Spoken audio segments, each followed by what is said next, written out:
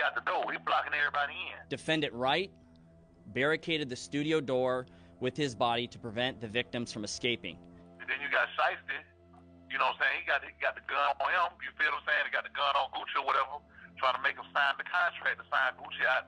Make Gucci sign him out his contract. As alleged, Williams Jr. produced an AK-style pistol and forced one of the victims to sign a release from the recording contract at gunpoint. Gucci looking at Shiesty daddy because Pooh Shiesty daddy was there, and he got his head down, like, Gucci looking at him like that. They what y'all on?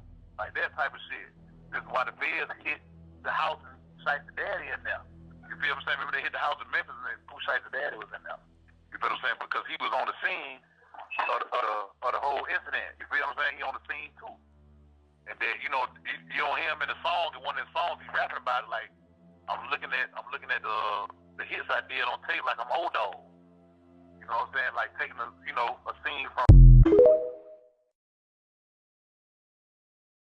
Dallas Police Department body cam. So they did call Dallas Police. Clearly he was, still going back and forth with, him being out for probation. And he's like, yo, nigga, I'm good. I'm supposed to be able to, I'm going to the studio right now, right? Cool. He agreed that he was going to return immediately. And he was wearing an ankle monitor. It led the victims to believe that he was on house arrest. Gucci told Shiesty they could reschedule their session, but Shiesty requested to speak to Gucci privately in the attached recording room.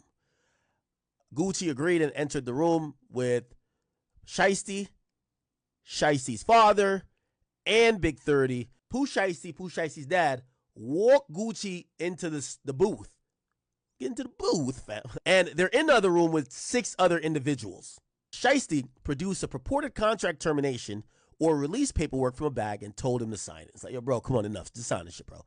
When Gucci refused, Shiesty became agitated. They started to argue, and then the cameraman and BP could see inside that, it looked like they were in a heated conversation. The cameraman who texted the cop like, yo, they kind of going crazy in here, bro. Like, come in here.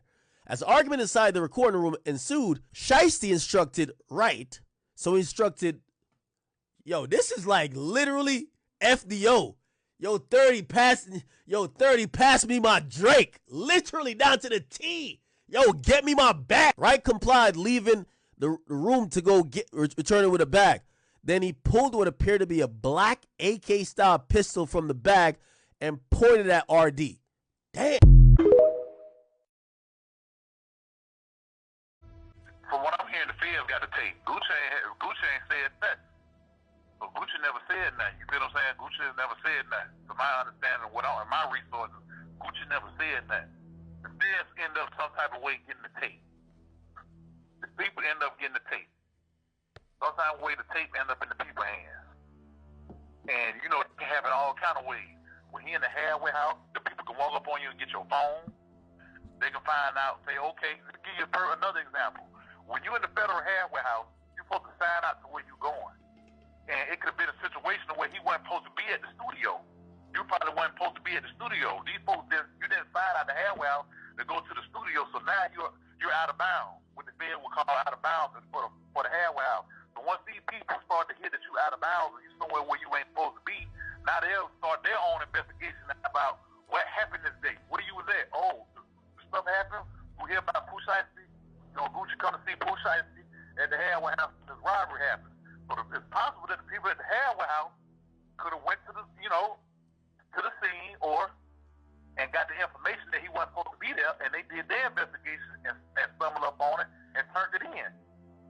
It could be all kinds of scenarios of how the tape ended up in the feds' hand. You feel what I'm saying? I just don't want to put that bone on nobody, but there's all different kind of ways that the people can goddamn stumble up on this stuff and have it. He could have had it in his phone, or had it in a second phone that he had, and the people stumble up on the phone because the people got the right to search through your phone when you're in the hardware house, or search your property.